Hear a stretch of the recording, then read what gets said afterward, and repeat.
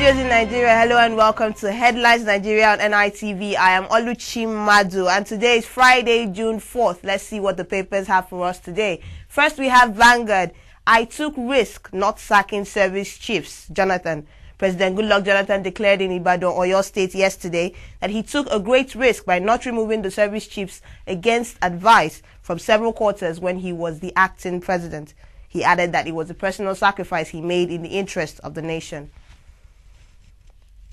This day, SSS quizzes Ogunewe over Brawl with Bankole. Operatives of the State Security Service, SSS, yesterday questioned Honorable Independence Ogunewe over a row with the Speaker of the House of Representatives, Honorable Dimeji Bankole, that almost came to blows on Wednesday. Following a report of the incident, security men, Ogunewe was invited to the SSS base at the National Assembly.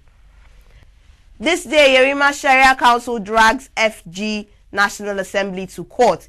In a dramatic twist, the Supreme Council for Sharia in Nigeria yesterday dragged the federal government and National Assembly before a federal high court sitting in Maitama, Abuja, over Senator Ahmed Yarima's controversial marriage to a 13-year-old Egyptian girl. The council in the suit is also seeking the abolition of some aspects of the Child Rights Act, which it said was not consistent with Islam and the practice of Sharia.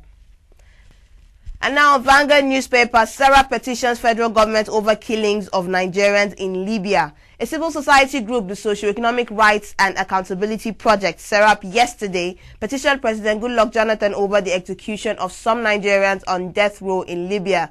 The group wants the president to urgently seek extraordinary session of the African Union Assembly to discuss the execution of the Nigerians and other Africans in Libya in order to prefer durable solutions to the recurring problem. Daily Trust, 2011, federal government considers trust fund for women. Minister of Women Affairs and Social Development, Iyom Josephine Aneni, said the federal government is considering setting up a special trust for women to enable them fund their campaign and achieve their potentials in next year's general elections. The minister said this during a meeting with the 36 states commissioners of women affairs in Abuja yesterday. This day newspaper, Asset Management Bill ready for President's assent. The Asset Management Corporation of Nigeria, AMCON bill, which proposes a company to buy the toxic assets of some ailing commercial banks in the country, is ready for President Goodluck Jonathan's assent as the House of Representatives yesterday passed the harmonized version of the bill. And the day after the Senate performed a similar ritual, the House also voted and adopted the harmonized report on the amendment of the 1999 Constitution. And now over to some politics. Now on Punch newspaper, Osun between dashed hopes and controversial verdict. After 3 years, the 5-member Osun State Election Petitions Tribunal, led by Justice Ali Garba, on Friday delivered its verdict to the 1,004-page petition by Osun Action Congress candidate Mr. Rauf Aregbesola. But the controversy over the poll lingers as Aregbesola's lawyer, Chief Charles Edosmowa San, rose up in court, obviously dissatisfied by the ruling. Still on politics, this day newspaper, Bayelsa, lawmakers list 10 offences against Deputy Governor. There seems to be no let in the move to remove Bayelsa State Deputy Governor Perembowe Ebebi from office, as it has emerged that the State House of Assembly leveled 10 impeachable offences against him. The lawmakers had on Tuesday slammed Ebebi with an impeachment notice signed by 17 of the 24-member assembly, but the details of the allegations against him were not known then. Now for business news, government bans calls on unlisted phones. Nigeria telecoms market hits 79 million. The federal government has ordered operators not to activate new phone lines until their users' private details have been collected under new measures to gather personal information of all telecom subscribers in Nigeria. According to a statement issued by the Nigerian Communications Commission, NCC, all new subscribers must first register their personal details and biometric information, including fingerprints and facial photographs, before their phone lines can be activated to make calls or send messages. Business Day, insurance to probe self on NNPC business. Subterranean moves have begun in the insurance industry to probe the alleged inflation of premium on the NNPC Consolidated Insurance Package, CIP. Still on business, this day, U.S. awards grants for renewable energy in Nigeria. The United States and Nigeria furthered their cooperation in support of clean, sustainable sources of energy yesterday as the U.S. Trade and Development Agency, USTDA, awarded 2 grants to its Nigerian partners.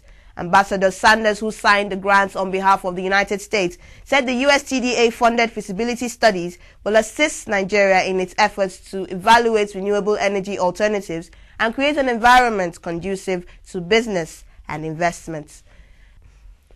Now over to sports news. On Vanguard newspaper, Lagabak pays tribute to Kanu. Eagles keeper Kanu Nwankwo remains one of Nigeria's most accomplished footballers, but his inclusion for his 3rd and certainly last World Cup finals. Many Nigerians gasped when last Lagabak named him in his final 23-man list. The Swede still insists that Kanu remains one of the best things to ever happen to Nigeria. Still on Vanguard newspaper, Eagles ready to roll on Korea. The Super Eagles are set for Sunday's friendly against North Korea in Johannesburg, which is their last workout against any team before the potentially explosive Group B opener against Argentina in Ellis Park on June 12th.